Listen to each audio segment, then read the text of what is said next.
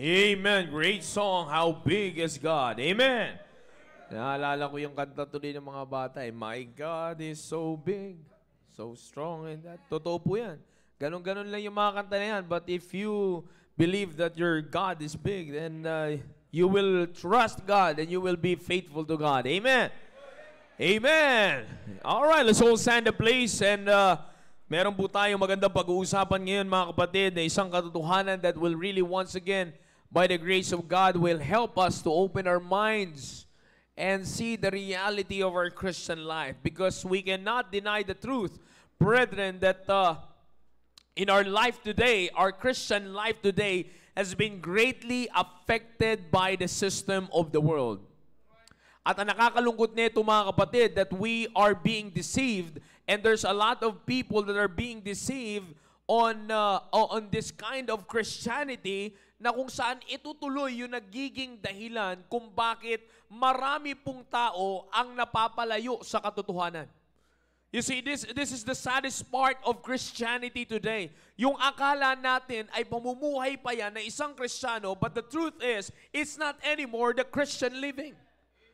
But we cannot deny it, brethren, na marami na pong tao sa panahon po natin ngayon ang nalilin lang ng dyablo sa ganyang klaseng pamumuhay.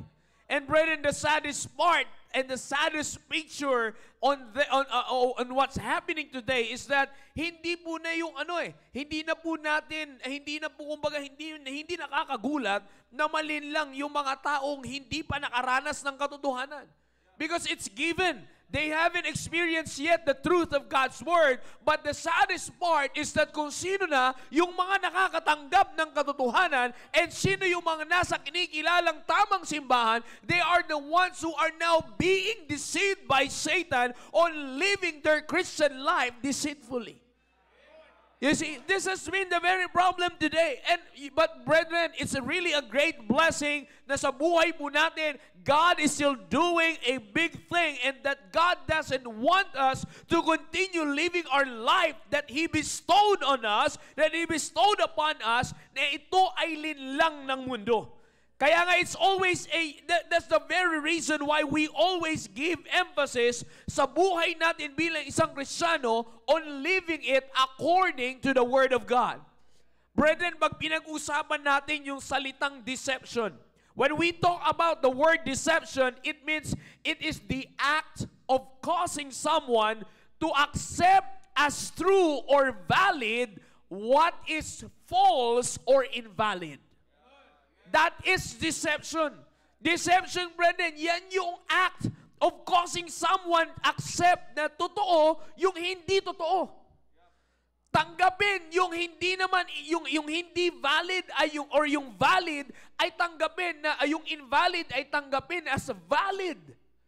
You see, that's deception. And ito nga, sabi ko nga mga kapatid, today, brethren, Satan has been doing this in today's Christianity na kailangan maging aware po tayo so that ma-avoid po natin yung ganitong klaseng pamumuhay. It's because, brethren, we may be inside this very auditorium this morning, pero hindi natin alam, we are not anymore living a biblical Christian life, but we are already living a deceptive Christian life.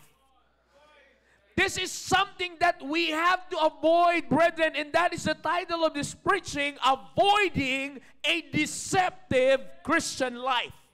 Avoiding a deceptive Christian life. Satan is always promoting invalid ways of the world to be an acceptable pattern of Christian life.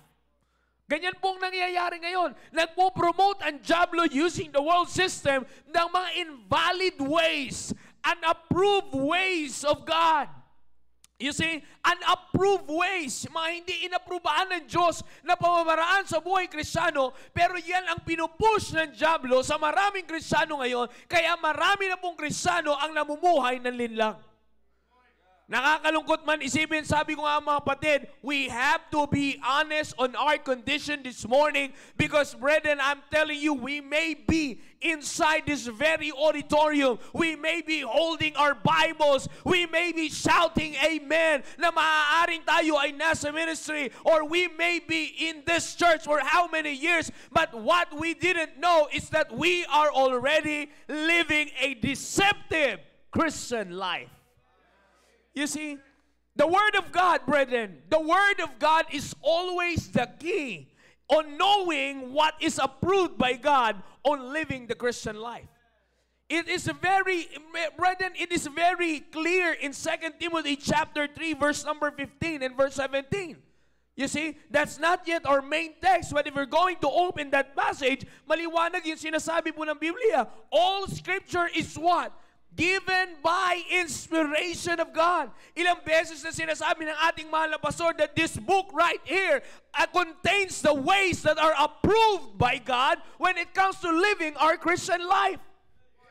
But yet, brethren, sabi ko nga mga kapatid, even though this book contains the only valid ways of living the Christian life, wala nang iba, but yet, sabi ko nga, marami pa rin ang nalilinlang. May mga pagkakataon pa rin sa buhay natin na tayo ay nalilinlang. That's why let's read James chapter 1 verses 22 down to verse number 25.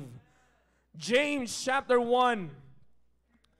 This is a very familiar passage to us. James chapter 1 verse 22 down to verse number 25. Are you there? Amen.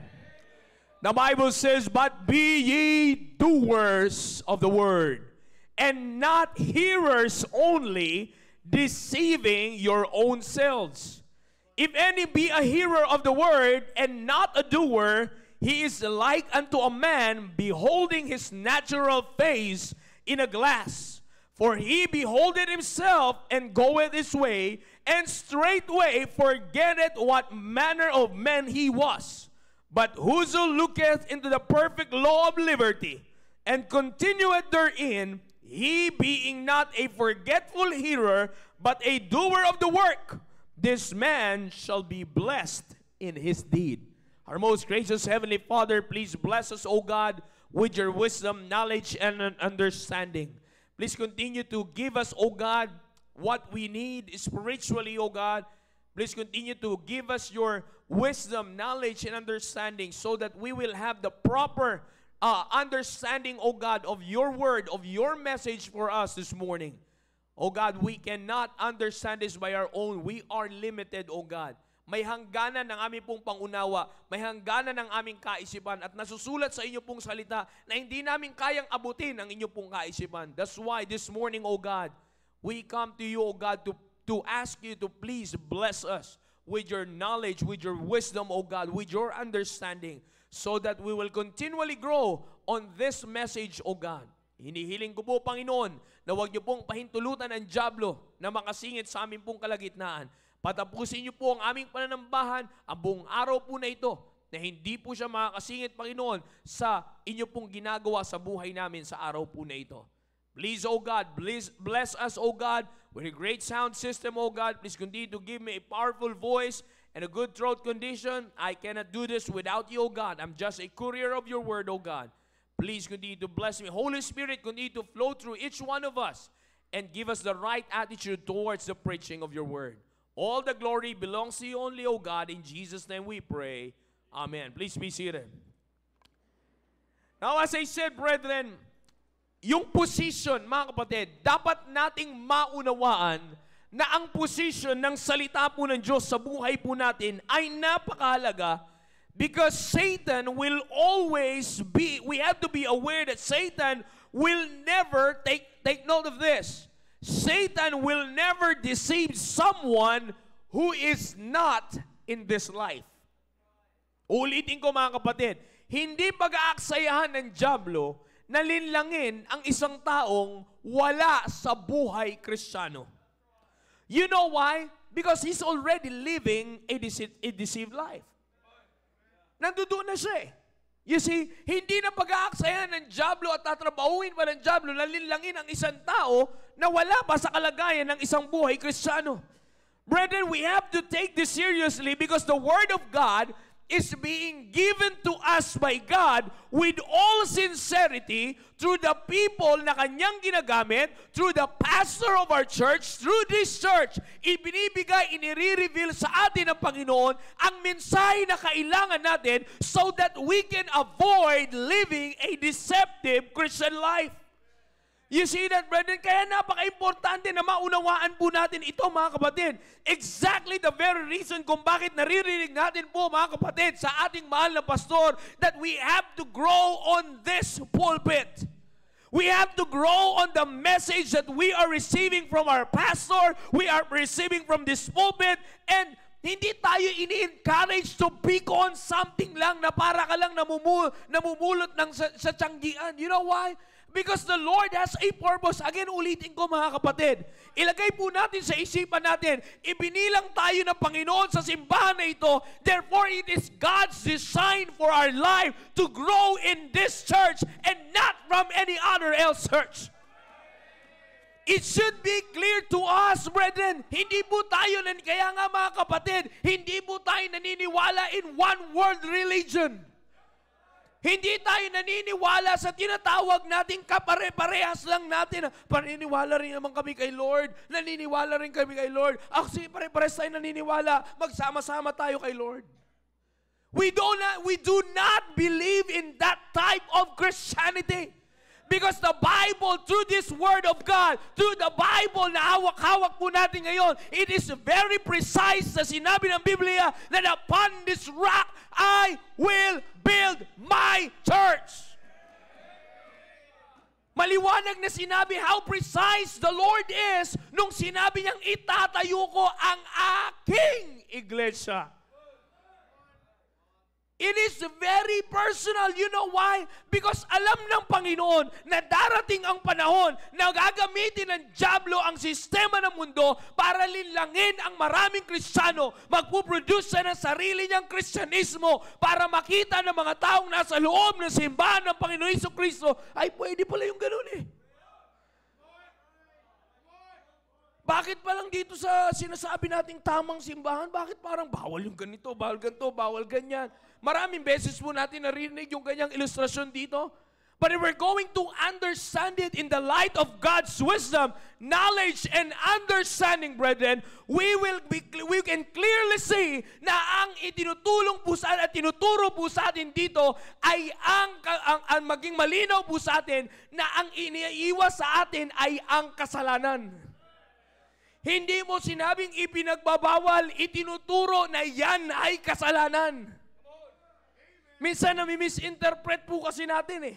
Nami-misinterpret natin, ba't sinasabing ganito na mali, ang higpit tuloy, parang ayoko dyan, parang wala kang kalayaan. Wala pong ganyang tinuturo dito, mga kapatid. You see that? But what we're trying to emphasize this morning, what I'm trying to emphasize this morning is that God brought us in this church because He doesn't want us to live a deceptive Christian life. You see, alam ng Panginoon kung ano ang magiging galaw ng dyablo para linlangin ang maraming Kristiyano. Are you listening, young people? You see, anong makikita? Sabi ko nga po, ilang beses na natin narinig sa pulpito po na ito kung anong klaseng Christianity ang pinopromote ng mundo. Christianity without decency. Young people, are you listening? Pwede ka maging Kristiyano na hindi mo nakikita ang kadisentihan ng isang taong binago ng Diyos. Pwede kang maging Kristiyano kahit nananatili ka sa sarili mong bisyo. Pwede ka maging Kristiyano kahit hindi mo napapasaya ang Diyos sa buong araw mo. That's the kind of Christianity. Pwede ka maging Kristiyano at matulog sa gabi na meron kang kinikim-kim na hinanakit sa loob mo. Pwede kang Kristiyano na nagmamalaki ka sa kapwa mo.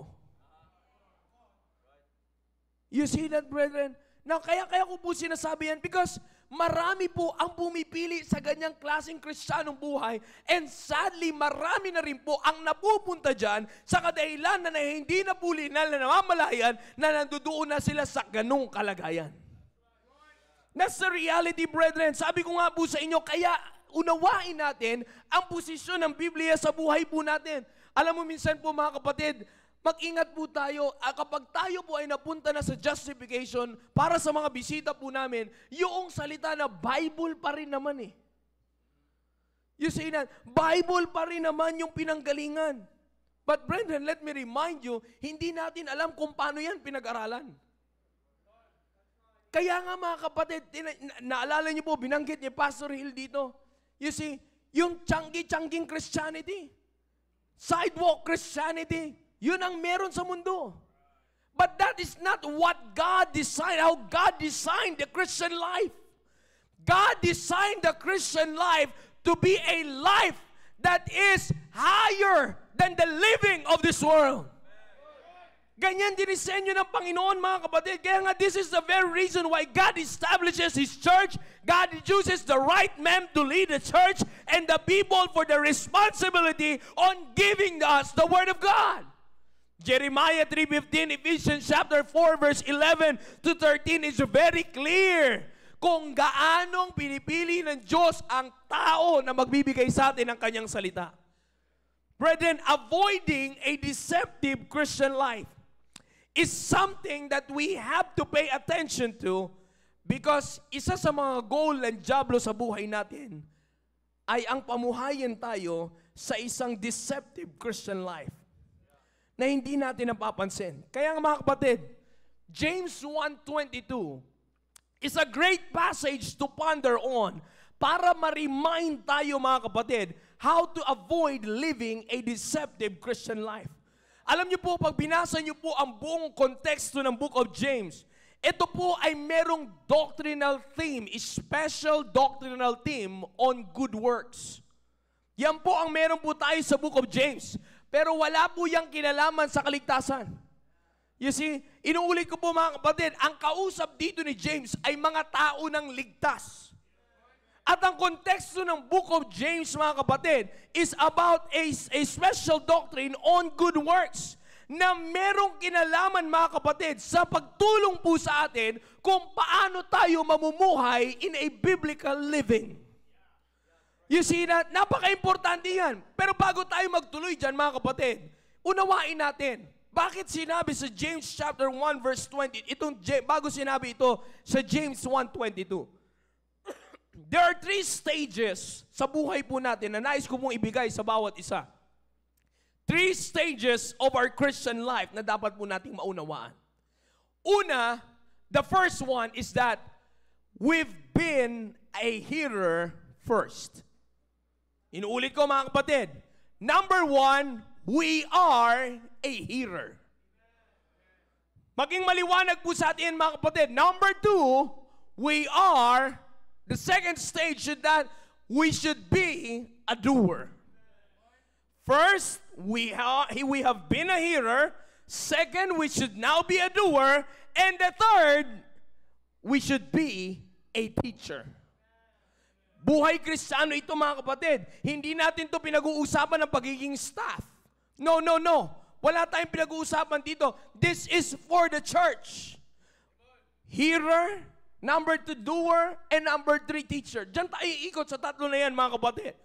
We have to understand that on these 3 stages of our Christian life, Satan will always work his way on deceiving us so we can never have a progress in this Christian life para hindi tayo magpapakita ng kaibahan natin sa mundong ginagalawan natin. You see that? This is very important. The first, ang gusto ng diablo mga kapatid, ay ma-stuck lang tayo sa isang kondisyon at makontento tayo sa ganyang klaseng pamumuhay ng Kristiyano. You see that, brethren? The very first stage na makikita po natin na binigay ko po sa inyo, kanina is being a hearer of the Word. The very first one is that being a hearer of the Word. Being a hearer of the Word alone, as mentioned in this passage in James 1:22, is a very clear presentation, brethren, that is a living that is a kind of living that is a deceptive Christian life. Bakit? Balikan po natin yung verse. Sabi po ng Biblia, but be ye what? Doers of the word and not what? Hearers. No, let's not pause on the word hearers. May kasunod. Let's not, sabi ng Biblia, be ye doers of the word and not what? Hearers only. Nandun yung kama sa only.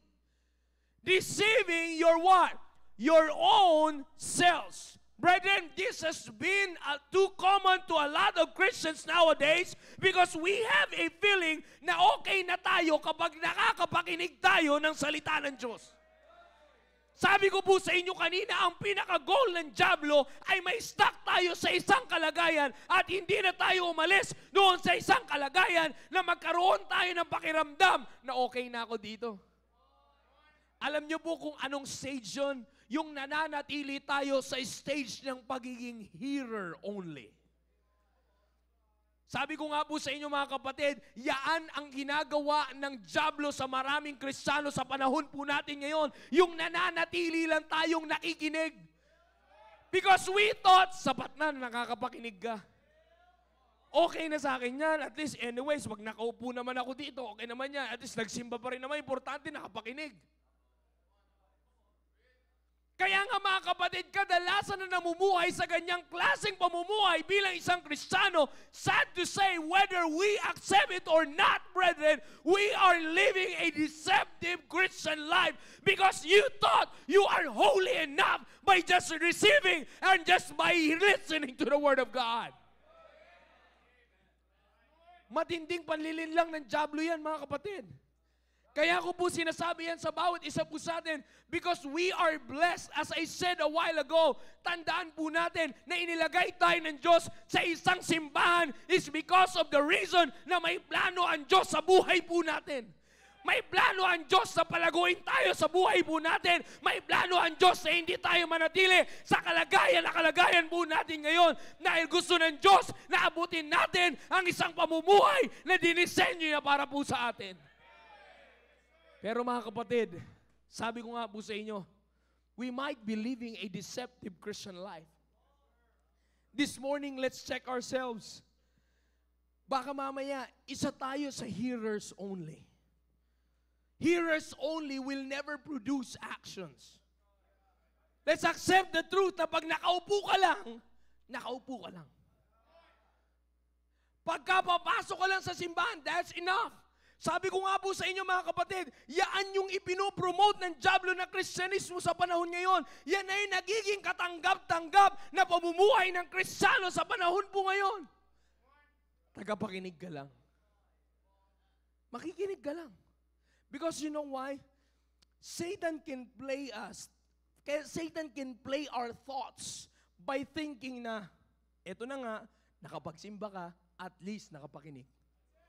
Because we thought we are on the receiving end.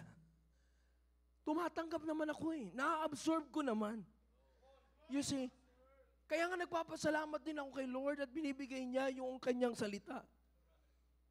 That's always the case. Kaya mga kapatid, ngayong umaga siya sa ating mga sarili, mula sa mga young people down to us adults.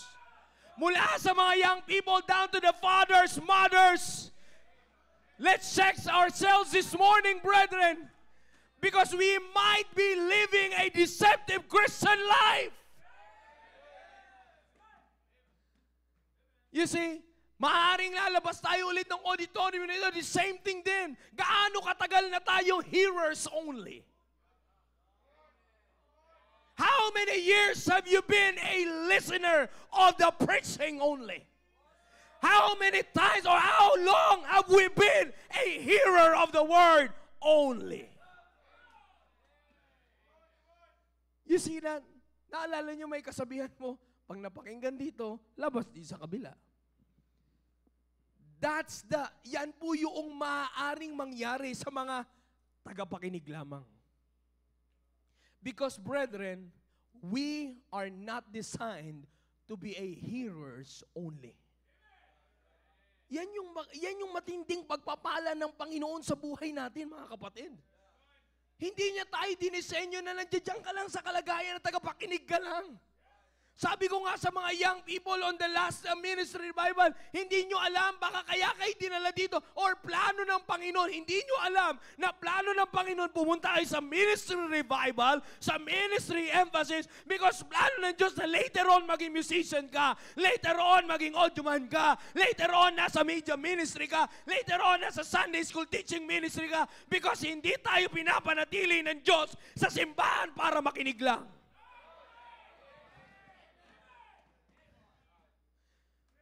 Hindi ganyan ang Diyos magplano ng buhay, mga kapatid. Para sa mga bisita namin, kaya namin kayo dinala dito para makita nyo po ang katotohanan na iba ang Diyos. Ang totoong Diyos, iba magplano ng buhay. Hindi kayo pananatilihin sa isang kalagayan na sapat lang. No, hindi. Hindi ganyan ang buhay na Diyos. Ang buhay na Diyos ay may ginagawa na pinapakitang resulta sa buhay ng bawat isa. Mga kapatid, maliwanag sinasabi, the word deceiving here, the word deceiving means to misreckon, that is to delude, causing to believe what is untrue. Tingnan niyo po, let's go to verse 23. Bakit deceiving your own selves? If you can still remember, ginamit po ito ni Pastor Hill as an illustration. Do you remember that, ladies? Sabi sa verse 23, for if any be a hearer of the word, and not a doer, he is like unto a man beholding his natural face in a glass. For he beholdeth himself, and goeth his way, and straightway forgetteth what manner of man he was. You see, makita po natin ito sa verse 23-24, yung description of a man deceiving himself. You see, ano pong makikita natin dyan? Naalala niyo po illustration ng pastor sa mga kababaihan? Bago kayo umalis, titingin kayo sa salamin. At bago kayo tumingin sa salamin, hindi kayo makukontento na yan na yung mukha nyo. Talagang may retouch yan. Sabi nga ni pastor, na alam naman nating lahat. May salamin na sa bahay, may salamin sa CR, may salamin sa sala, sa sasakyan, may salamin. You see, sa bag, meron pang salamin. Yung cellphone na camera, gagawing salamin. Pag napadaan sa mall, nag-reflect, salamin. Nakaikot pala ng konti sa CR na muna ako. Anong gagawin mo si CR lang? Pero magsasalamin. You see, bakit? Because sine-check nyo palagi na, ito ba? Ayos ba?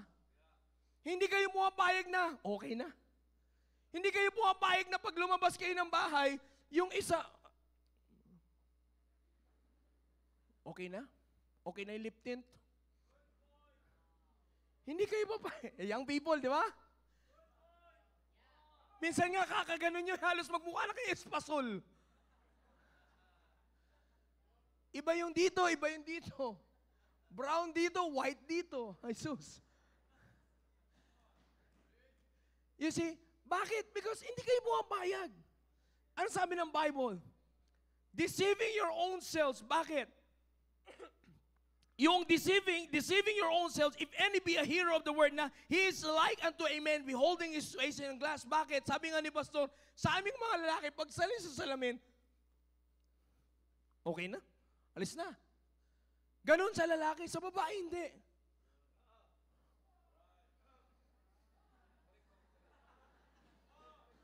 Wait lang.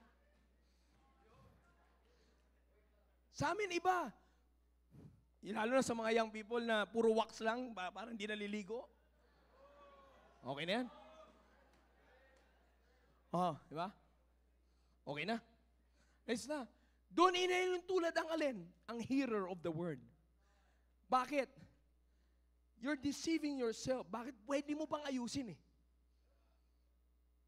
Pwede mo pang, ang point is, pwede ka pang mag-ayos.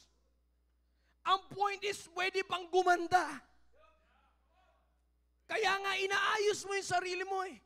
Pero ang tao na dinideceive ang kanyang sarili, alam mong pwede ka pang mag-ayos.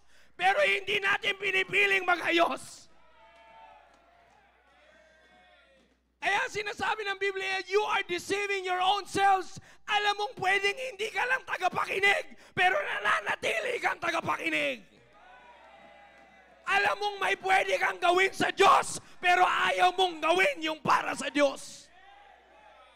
Nananatili tayo sa kondisyon, mga kapatid, na namumuhay tayo in a deceptive Christian life because of the reason na, okay na to.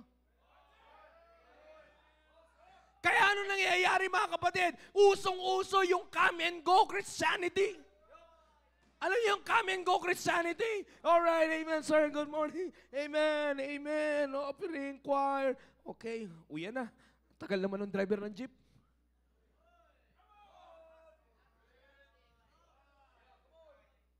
Nauuso na ngayon.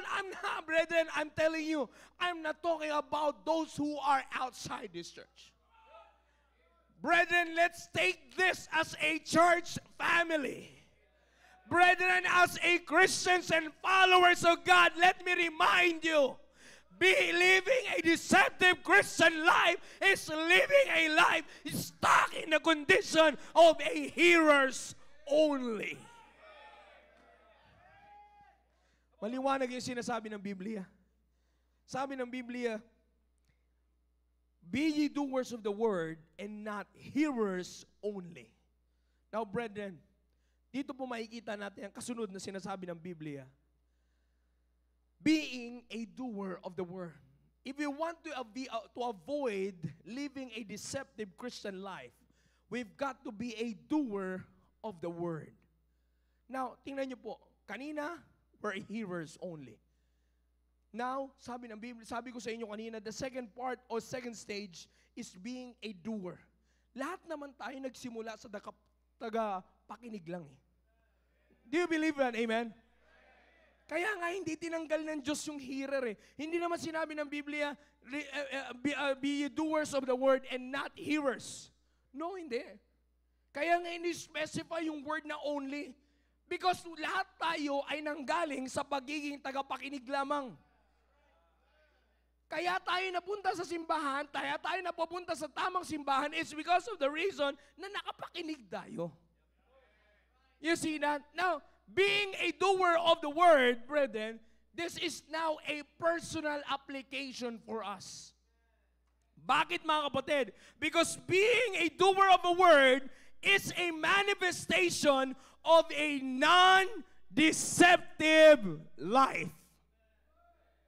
Inuulit ko, mga kapatid, being a doer of the word is a manifestation of a non-deceptive life. You know why? Because we produces evidence of works brought by our faith. Brethren, doers of the word is a description of people na nakikitaan na pinapatunayan ang kanilang pananampalataya sa pamamagitan ng ano? Ng kanilang gawa. You see, mga kapatid, tingnan niyo po. Sino yung sinasabi ng Biblia? If we're going to read the book of James, as I said a while ago, makikita po natin that in the book of James, mga kapatid, binanggit po dito sa chapter 2, verse number 17, about the faith without works is dead. In fact, hanggang bumagsak sa verse number 26, whereas the body without the spirit is dead, so faith without works is dead. Sino ang may faith without works? Of course, hindi mo pwedeng expect that a doer will have a faith without works. No, kaya nga doer eh. Hindi natin pwedeng sabihin na yung doer ay may patay na pananampalataya. No, no. Because kung sino man ang may buhay na may pananampalataya, yan yung Kristiyano na may pinapatunayang gawa. Kaya nga, mga kapatid, sinasabi ng Biblia na be ye doers of the word. You know why? Because that is the manifestation that you have a living faith because of what you are doing. Mga kapatid, kaya po natin pinapakita yan that it is being a doer of the word is a manifestation of a non-deceptive life. Tingnan niyo po, mga kapatid. Here's the point here na dapat po natin makita. We can never be a doer if we are not a believer. Ulitin ko mga kapatid. You cannot be a doer without being a believer. You see, alam niyo po kung bakit ko po binanggit po yan sa inyo? Because yung pagiging doer natin ay bunga lamang ng pagiging hearer. Walang doer kung walang yun. Maliwanag. Walang doer kung walang hearer. Nakapakinig muna tayo bago tayo naging doer.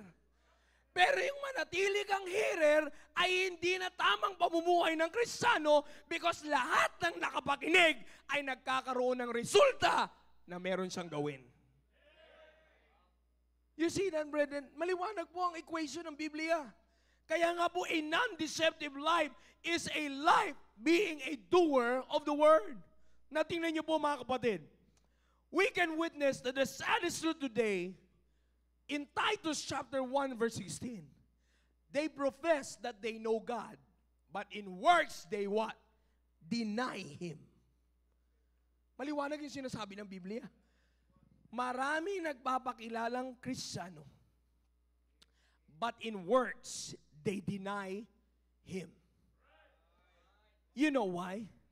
Because they just heard how to be a Christian, but they do not do what the Word is teaching how to work.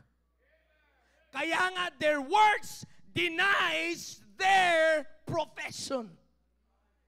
Kaya nga mahirap mga kapatid na magsabi na Kristiyano tayo, magpakilala tayong Kristiyano, pero taga-upo lang tayo sa simbahan.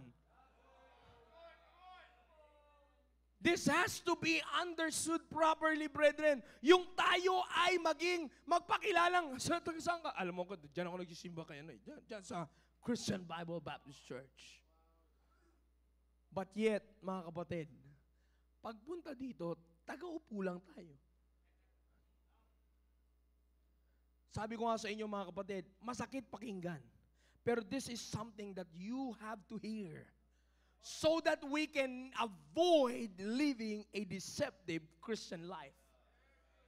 Being a doer of the word. Brethren, this is a personal application. Marami nagpapakilala but they're not doer of the word. Madali lang masabing Kristiyano ka but you're not doer of the word. You see that, brethren, also in the book of Luke chapter 6 verse 46, maliwanag sinasabi ng Biblia na mismong from the very mouth of the Lord Jesus Christ, anong sabi niya? Why call ye me Lord, Lord, and do not the things which I say? Madali lang tumawag sa Panginoon na Panginoon, Panginoon. Panginoon, Panginoon. But do the things which He say. In other words, become a doer of the word. It's easy to call Him Lord. But there are times, or most of the times, and in our times today, many call Him Lord, but not a doer of His word. The question is, anong kalagayan natin ngayon? You see, brethren, avoiding a deceptive Christian life, it can be avoided, brethren, by being a doer of the word. Now, brethren, hindi mahirap ba ang maging doer of the word? Minsan that's a question eh. Para kasing napakahirap naman sundin yung sinasabi ng Biblia, parang napaka-imposible. Pero hindi mo pa sinusubukan. You get the point, brethren? Para sa amin pong mga bisita, walang mahirap sundin sa salita ng Diyos kung gusto mong sumunod. You see, hindi mahirap sundin ang salita ng Diyos kung pipiliin mong sumunod. Young people, are you listening? Amen? Para sa atin ng mga parents, are we still here? Amen? Hindi mahirap sumunod, hindi mahirap maging doer if you're willing to be a doer. But if you've already decided to be a hearer, wala ka talagang gagawin. The first is we are hearers. The second, we are already doers. And the next, brethren, mga kapatid, tingnan niyo po. The next is being a teacher of the word. Being a doer of the word, that's for our personal application. Being a teacher now is for general application. It is the fruit of living a non-deceptive Christian life. Bakit? Because you are now about to influence others biblically and intellectually. Yan ang buhay Kristiyano, mga kapatid. Para sa amin pong mga bisita, yan ang buhay Kristiyano. Hindi lamang hindi po namin kayo dinala dito para paranasin lang ng simbahan po namin. No, dinala po namin kayo dito sa simbahan para ipakita po sa inyo, sa amin pong mga bisita, na ang buhay Kristiyano ay hindi ka lamang papasok sa simbahan, uupo, pagkatapos sasabihin mo, makinig doon sa nagsasalita, nagsimba ka na. Hindi po ganyan ang buhay Kristiyano. Ang buhay Kristiyano ay pupunta ka sa simbahan, makikinig ka sa salita ng Diyos, at gagawin mo ang sinasabi ng salita ng Diyos. Bakit mo gagawin? Para maituro mo sa iba yung ginawa mo sa salita ng Diyos. Influence. That's the stages of Christian life, brethren. And that is how we will avoid living a deceptive Christian life. You see that, brethren? Now, tingnan niyo po. Ephesians chapter 4, binanggit ko po sa inyo kanina ito. Basahin natin. Ephesians chapter 4, verse 11 to 14. These are great passages, brethren, na makikita natin na pwede nating ma-check ang sarili natin if we are living a deceptive Christian life or if we are living a non-deceptive Christian life. Are you there? Amen? Ano sabi mo ng Bible? Verse number 11. And He gave some apostles, and some prophets, and some evangelists, and some and teachers. Naalala niyo po ba, sinabi ng ating mahal na pastor, we are now supposed to be in the place of the teachers. Kaya nga po tayo nagdadala ng bisita eh. Kaya nga po tayo nagdadala ng mga disciples. Kaya tayo nagdadala ng mga bunga ng anniversary na share natin sa mga bisita po namin. That's the very reason why you are here. You see, yung pag-share nyo po ng gospel, that's already teaching. Maliwanag po ba sa atin yung Matthew 28, verse 19 to 20? Teaching them to what? Observe all things. You are already a teacher. You see that?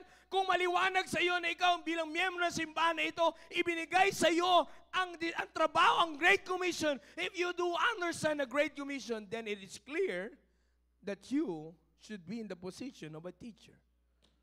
Now, sabi ng Biblia, some pastors and teachers.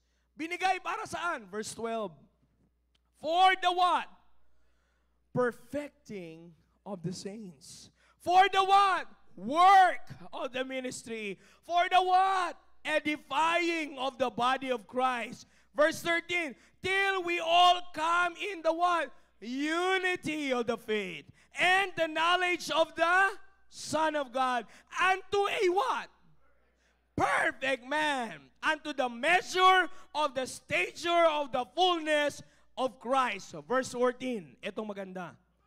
That we henceforth be no more what? Children, tossed to and fro, and carried about with every wind of doctrine, by the sleight of men and cunning craftiness, whereby they lay in wait to deceive. Brethren, in our position, on the third stage of Christianity as being teachers, we ought to influence maturity. We ought to influence maturity. We are teaching so that the new believers will come into the perfect maturity. Mga kapatid, that's the very reason kaya nga tayo dinala rin sa simbahan eh. Before we are hearers, then we become doers. Now that we are a teacher, you're supposed to be teaching maturity. Christian maturity. Mga kapatid, Ito po yan mga kapatid. Ito yung reality check sa buhay natin ngayon bilang isang Kristiyano.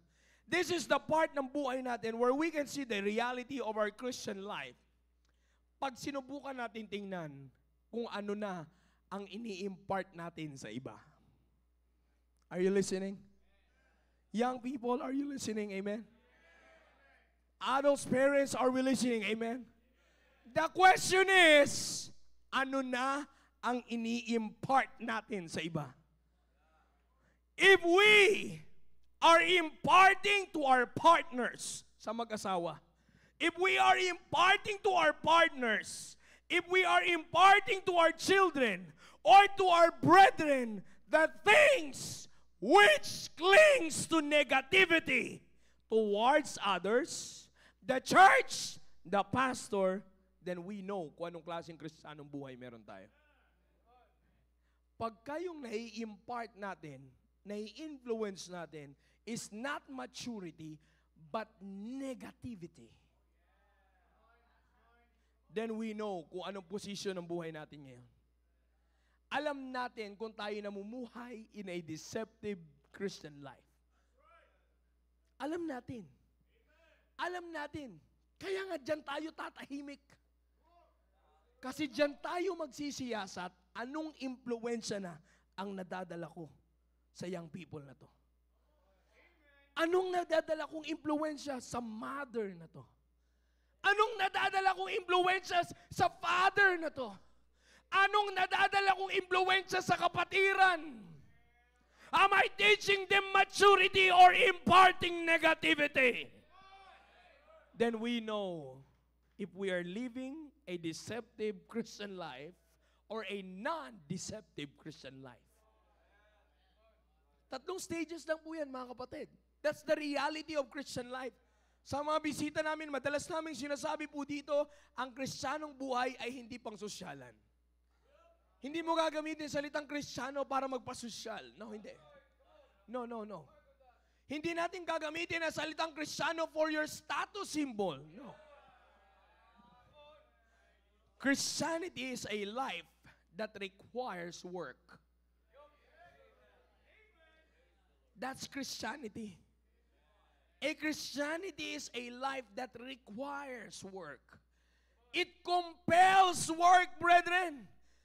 You see, kaya nga mga kapatid, pag naging Kristiyano ka, biblically, alam natin ito, paulit-ulit sinasabi ng Biblia, this is not to hurt other religious groups, this is not to attack them, but we know, biblically in the Bible, those who were called Christians first in Antioch, they are the church of the Lord Jesus Christ. Now mga kapatid, sino yung pinag-iwanan ng trabaho? Yung kinilalang Kristiyano na nagsimula sa Hirer, iniwanan ng trabaho ng Panginoon Jesucristo to be a doer. At ang kanyang trabaho is to be a teacher. Kaya nga ang Christian should be from a hearer to a doer to a teacher. Ang kabauhan na yan is a life that is a non-deceptive Christian life. Maliwanag yan mga kapatid, walang mahirap intindihin dyan. Pero mga kapatid, darating lang tayo sa punto ng buhay natin bilang isang Kristiyano na namumuhay in a deceptive Christian life pag nananatili tayo nakaupo sa loob ng auditorium na ito. Young people, that's the question this morning. Napakasimple ng katanungan ngayong umaga. Young people, listen carefully. You can avoid living a deceptive Christian life if you will start living as a life that is a doer of the word. Because you can never be a teacher if you're not a doer.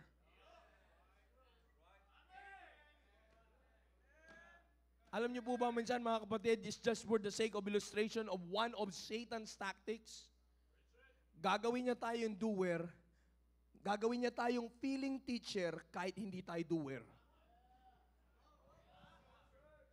Naunawaan po ba natin yon? Minsan, we want to teach by experience. Pero tandaan natin, ang experience hindi natatapos. Tuloy-tuloy yan. Tuloy. Kaya nga, hindi pwede na pag Kristiyano ka, historian ka lang. Alam mo, alam mo yung historian? Alam mo yung historian na Kristiyano, sir? Magaling sa history. Naalala ko pa nung araw eh. Naalala ko pa ng araw eh. Nandito kami talagang 3,000 yung binigyan kong trucks eh. Dapat ganun tayo. Ngayon,